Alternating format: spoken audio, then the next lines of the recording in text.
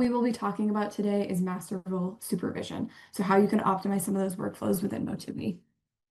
Before we jump into the presentation, I'll quickly introduce myself. My name is Catherine Martin. I am a BCBA. I'm an enablement lead with Motivity, and I've been with Motivity for a few years now. Supervision is something that's incredibly important to me. It's one of my favorite components about being a BCBA, not only because we understand that supervision and the supervision we provide to our RBTs is going to impact the clients that we work with, but I also love the professional development side of it, working with clinicians who are actively trying to improve in their implementation of behavior analytic strategies, and whether they're looking to become a BCBA or just simply wanting to improve the tools that they're utilizing and implementation. I think it's a really fantastic and exciting part of our job. During the webinar today, please feel free to utilize the chat or the QA. I'm going to do my best to monitor it. If for some reason I'm not able to get to a question, we will of course be able to follow up if needed. At the end, I'll be giving everyone a QR code as well as adding my own email to the chat in case anybody wants to reach out with any questions. But with that being said, let's just jump right into it for the sake of time today. So before we jump into exactly what we're going to talk about from a supervision perspective, let's first just talk about what Motivity is or who we are. Motivity is the first all-in-one, the clinical first all-in-one intervention tool for ABA and multidisciplinary organizations. So that means we're going to be able to accommodate your needs for data collection, practice management tools. We have tools embedded that are going to talk you through and help you manage and track contracts and credentialing for the organizations that you work with. And then finally, a set of powerful integrations to allow you to have your data unified across the systems that you're working with. As I mentioned at the end, you'll have the ability to reach out to us further. But if you have any questions about supervision today or any of the tools that we offer, we'd love to talk with you more about it. On today's agenda, a few things we're going to go through. We're going to talk about the reasons for providing supervision. I'm sure all of us are aware of them, but I think it's helpful to break it down because it helps understand how we might want to set things up in terms of capturing data and capturing documentation for supervision purposes. So from there, how do we ensure quality supervision?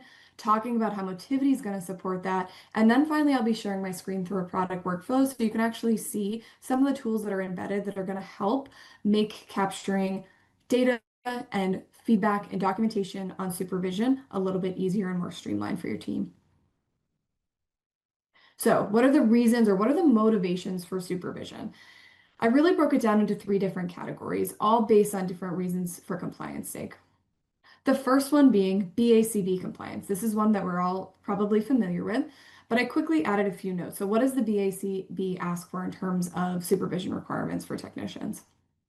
One is we want 5% of the RBT's direct service hours to be supervised, 2 contacts per month, one of which should be a direct observation with a client.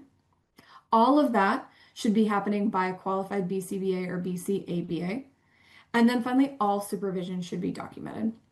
And so it can be really easy for this information to have to be captured elsewhere just to make sure we're meeting compliance. And if there is an audit, we're able to prove that we're capturing this.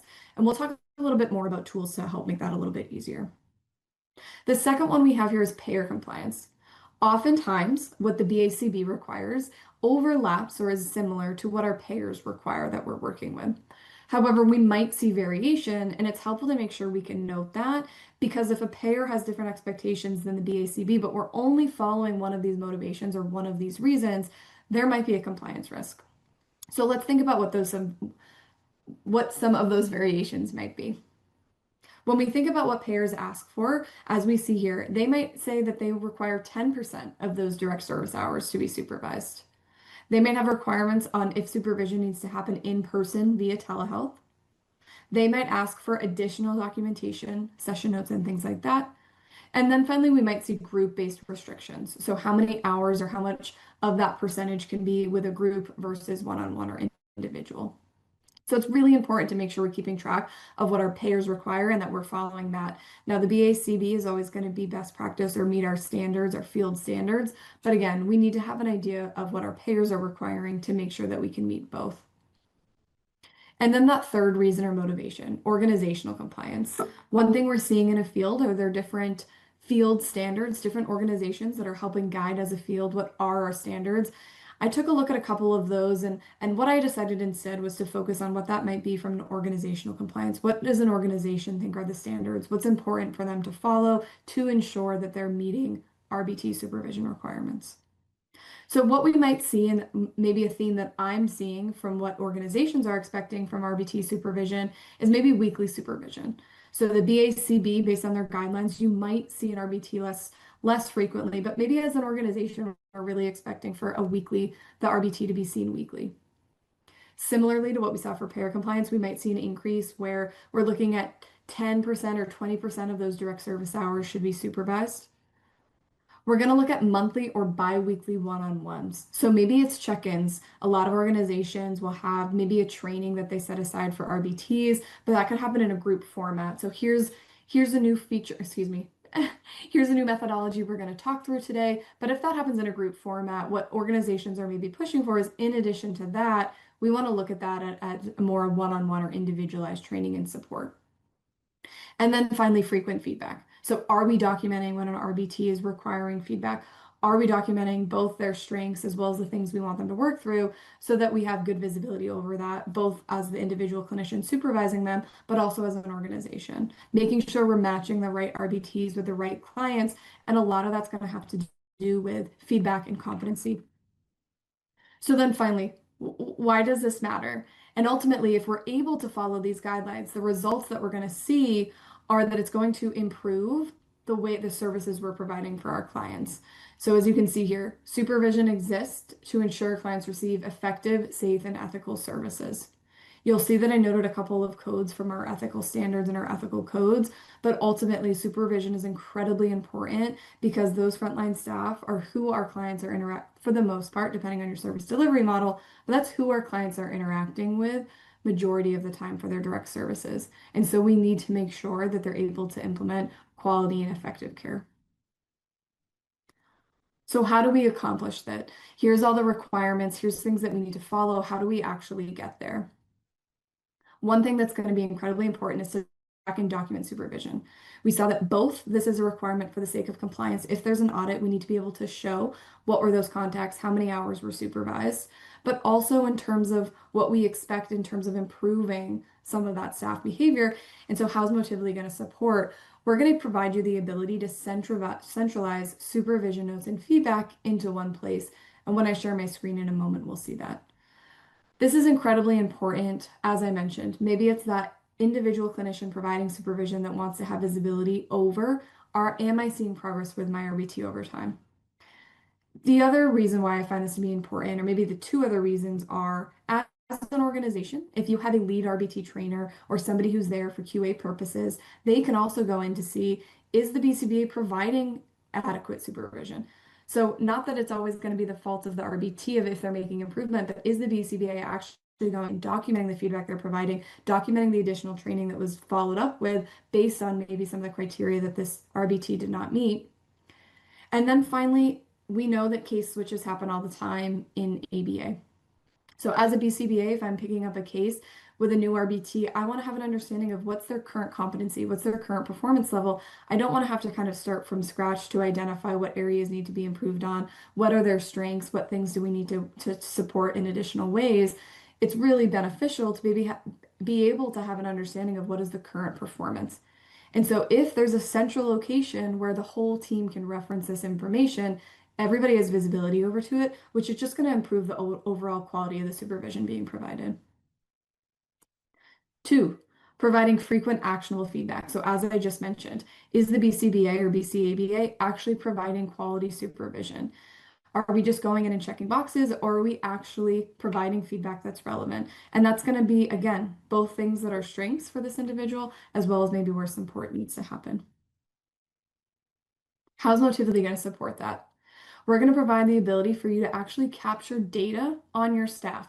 You're going to be able to use things like rating scales or checklists, real-time graphing to guide growth and development.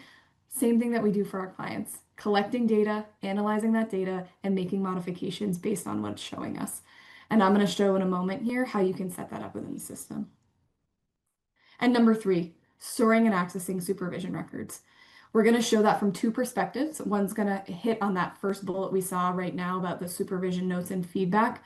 but also the ability to instantly generate and receive supervision logs, excuse me, retrieve supervision logs. So if you do have an audit and you do quickly need to identify that information, are we meeting the requirements for supervision in terms of a percentage? Being able to quickly capture that information is going to make a huge difference. And capturing it in a way where it's gonna lead to less errors so you can accurately and confidently say you are meeting compliance requirements. Okay. So let's jump into the product demo and we'll go back to that slide that I just showed a moment ago. So what we are seeing here, we have a learner, but this is really a staff learner. So as I mentioned in Motivity, you have the ability to collect data on your staff. That's going to be the most effective way to determine, are they meeting the competencies that you have? Are you going in and providing modifications and interventions to improve certain skills that they need to work on? And so right within Motivity, you can set up learners that are staff. Here's two different examples of how you might capture data on one of your staff members to see if they're meeting competency in your requirements. On the left side here, we have different programs. As I click into a program, we're going to see a breakdown of data to be captured. Now, this rating scale here is organized in a few different capacities, a few different things you might look at. The first being professionalism. As I scroll, the next might be organization. From there, we might want to look at their parent and rapport building. So this is really going to cover the entire session or the entire workflow for an RBT. Are they not just meeting individual skills on, capturing that IOA data if they're running your DTT goal appropriately, but maybe we're looking at this specific example at a broader scale. Are they meeting our organizational requirements of what we expect for professional standards for an RBT? Are they able to pair and build rapport with our clients? So how do we actually go in and collect data on this? Now, please keep in mind that this is just an example. A lot of organizations might have their own. We actually pull this and reference this to show you in a little bit more depth. If you look into this details section, this is where you can store information about programs that you're adding. So this is a template you can use in Motivity right now. We will include all of those references so you can see exactly where we're pulling these specific examples from, why we think this is relevant, why we think this might be aligned with our organization or our field standards. But you'll have the ability to go in and customize this how you need. So if you're looking at different behaviors for your technicians, you can either add to this or edit it as you see fit. Jumping into how I'm going to collect data on this, you'll see here, skip any fields that are not applicable. Each of these are different skills that I'm going to look at that fall under the domain of professionalism. So did my RBT arrive to session on time? You can also have a breakdown for your team to see, what does a 3 mean? What does a 4 mean? Maybe 3 is some of the time, 4 is most of the time, 5 is all of the time, for example. Moving down further, did they greet your caregiver in a professional way? Did they avoid personal communication during the session? Maintaining professional boundaries, good rapport, learner dignity, and then finally we see notify staff in advance of cancellations. So in this instance, we're looking at a scale. You could certainly set this up as a yes, no as well. So if we look at this quote unquote target, we want to look at professionalism. Here's the different skills within professionalism that I want to examine and I want to be able to take data on for this specific learner and staff. What does that come out to? And so within Motivity, we're able to give you an overall average. Here's all the components that we're looking at under the domain of professionalism. And on average, this technician is scoring about a 3.6. So let's see how that compares over time. As I said, when we want to be able to access real-time graphs to see, is our staff making progress? Right from here, we can view this graph. Up at the top, I can adjust my date range to see over time, how are things and trends changing. So if I were to look at data for this specific staff member, I can see in May, they were averaging a 3.6. In June, they were averaging a 4.8, but now we're seeing a decrease again where they're down to 3.6, 3.6. I guess I must take similar data over time. But again, I'm able to see a clear trend. We saw a significant increase. What happened in June where we did notice? Maybe somebody else collected data. We can see here who collected data in each instance. If I'm having trouble analyzing this data over any capacity, I can also look at a trend line. So am I seeing any sort of pattern that indicates to me professionalism is maybe an area where I want to take a look at and I want to improve upon skills for this technician because I don't want to see a decreasing trend. I want to see that they're improving or maybe remaining stable at what my expectations are. Which brings me to my second point. So you might have noticed a few different colors within this graph here. What is important is not that we're just capturing an average, but we're capturing what is the expectation. What do we consider competent in each of these different domains that we're looking at? In this case, we can see that in June, we did meet what was considered competent. So maybe it was a 4 or higher needed to be the average in order to be considered competent. And so I can really quickly and easily tell for across the instances in which data was captured, did this technician meet competency? That's going to greatly improve visual analysis to determine if the clinicians are meeting the expectations that you have for them. The other thing I want to bring attention to when we think about the importance of these graphs and the importance of accessing them in terms of RBT supervision is the frequency in which data was captured. As I mentioned before, is that BCBA or BCABA providing adequate supervision? So looking at this graph, I can see that we collected data in September. That's the data I just collected now. From there, we collected it in July, June, but then we see this significant break between June and May. And so that's going to be important for your team to know as well. Are we going in? Are we only collecting data monthly? And maybe that's okay for your organization. Maybe that's the expectation. But alternatively, if as an organization you would like BCBAs to be capturing data maybe weekly or bi-weekly, you can quickly access this graph to determine if that's meeting your needs. Underneath our graphs is where we store all of our raw data in Motivity. So you can see here we have what's in progress. This is the session that I'm currently capturing data in. And then we have anything that's completed. And if we open up these sections, we can see a timestamp of when this data was captured, who collected it, and then again, we can go in and we can see an exact breakdown. So we're ultimately going to provide the average in this instance, but I can still go in to see, well, where were we hitting below a 4? So I know exactly the things that I need to work on with this RBT and then set a process from there. So it looks like maybe they need some support notifying staff and family in advance of cancellations. How can we identify barriers to that current skill and make sure we're working to improve it? I'm going to hop out of graphs from here. I did see a question come up, so I want to take a look at that. That's a great question. Absolutely not. If you want to capture data on your staff members within Motivity, you're not going to have an additional charge. We have a way to set that up for you so that we don't capture staff learners as learners that would count towards the clients that you're working with. Great question. So let's scroll a little bit further and see a few more examples before we hop into this other example. So organization. Is the instructional area neat and sanitized? Are the materials that they have needed, excuse me, are the materials that they need organized and ready to go? Do we have a variety of valuable reinforcers? Does the RBT have control of those reinforcers? What's really great about some of these rating scales is as an organization, you can determine what are our standards. So maybe as a new clinician or a new BCBA that's starting to provide supervision to RBTs, they can look at these rating scales and see what expectations are. So you're not only improving the professional development of your RBTs, you're also improving that from your clinicians and your BCBAs and BCABAs to be able to go in and see if we're meeting, this is what's expected. This is how a session should look within our organization. And are we doing things? Am I noticing those things? And giving you exact pieces of skills or exact skills that you need to work on to improve areas that is required for. I'll scroll down a little bit further just so people can see a few other examples. So pairing and rapport building, of course, significantly important, something that we should be consistently checking for our team. Instructional delivery. Now, keep in mind, as I mentioned at the beginning, this is kind of a broader way to collect data on RBT competency. But of course, if you want to go in and look at a specific program, are they implementing that with Fidelity? You could set up a similar process, but for a specific program you're capturing that data on. Maybe you have something that's more complex, something in their behavior plan is a little bit more in depth, and you want to make sure that people are running it with procedural integrity, being able to capture similar data on a more specific program. So from there, let's look at the other example.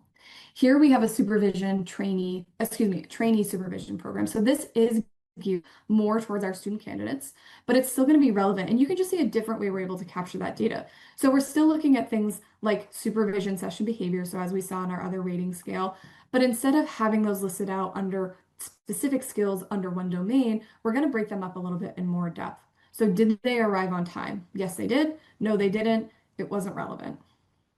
Did they bring their own agenda? Again, yes, they did. Excuse me, yes, they did. No, they didn't, or it wasn't relevant because we were specifically knowing we were running a preference assessment during this observation. Developed own goals. So maybe this is actually during a supervision meeting. Did you bring with your own goals? This is what's expected. The other piece I want to mention here before we jump to something else is you have the flexibility to give your staff visibility into this or not. So we all know it's important for people to know what we're observing. So being able to show your clinician, rather than maybe having something separately printed out, going to your RBT or your trainee or your candidate and saying, hey, I've added a couple of goals to your profile. This is exactly what I'm going to be looking for. Please take a look ahead of our call to make sure that you're able to meet everything that I'm going to be looking at or observing today. And that's just in terms of making sure your staff are going to be coming prepared because they know exactly what's expected of them, which we know is such an important standard when we think about quality and adequate supervision. I also love the ability to select NA. If something isn't relevant, I don't want to be forced to collect data on it. I do not want my data system to skew my data. So going in and being able to select NA, whether we have that graph or not, is just going to be really helpful to make sure that we're only capturing data on the things that are relevant. In my opinion, that is one of the hardest things when we try to look at capturing data for our technicians. We just know in some sessions, some things are not going to be relevant. Whether that's a one-on-one meeting or we're actually capturing data and observation with a client, sometimes, for example, error correction, maybe during that hour, or maybe you were only observing for 10 minutes because you were jumping in quickly to provide support, maybe error correction was not relevant. And so not being forced to collect data on if it was implemented with fidelity is going to be really helpful to make sure you are not having skewed data. We'll see if there's any other differences here as we look through. Uses behavioral terms correctly, super important, accepts feedback appropriately, and again, being able to leave notes if that didn't happen. So like I said, now once we've captured all this data, we talked a lot about documenting this. So this is going to have us visibility as we went through in a lot of depth, how our graphs are going to guide some of that decision making, some of that evaluation we're going to do at an organization level. Now, how do we additionally document it? Right from here, you can actually capture a note on this supervision and observation provided. And let's look at what that might look like. Let's see if we can find our example here.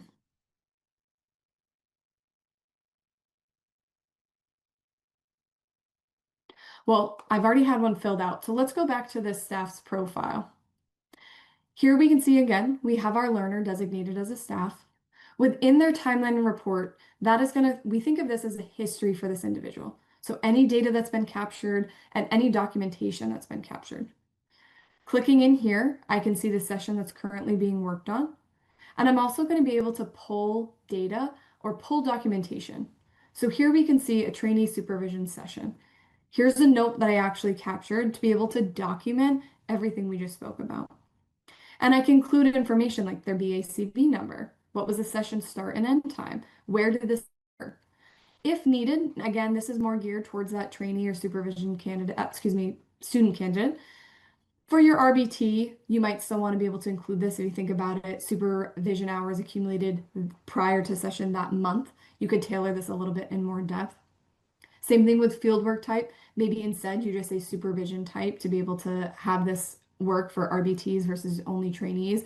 But because we know trainees are going to require the most in-depth information, this will give you an idea of how you can capture it.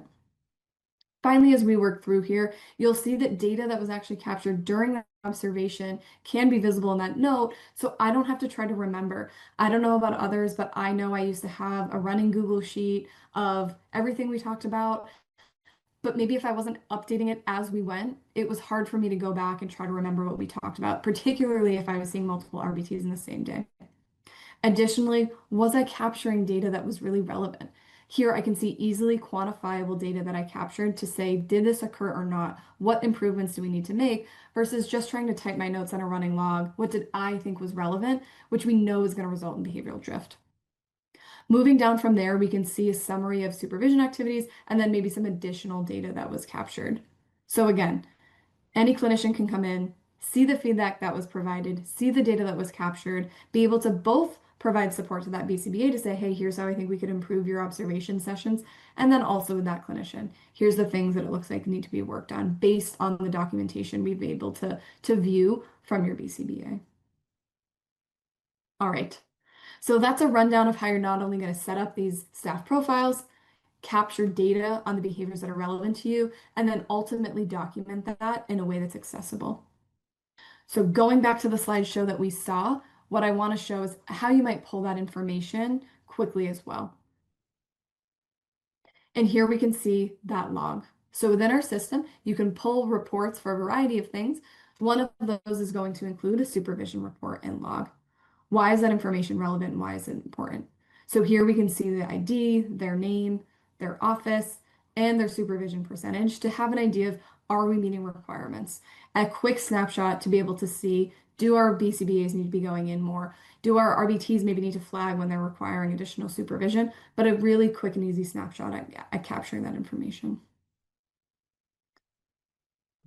In these last couple of minutes, I'm going to leave this QR code up here in case you're interested in learning more. One of my favorite things about working with organizations with Motivity is actually capturing your specific workflows on the system. So if you have a tool that you're currently using to monitor and check RBT's competency, we're more than happy to build that out for you. Start to see your actual workflows live within the system.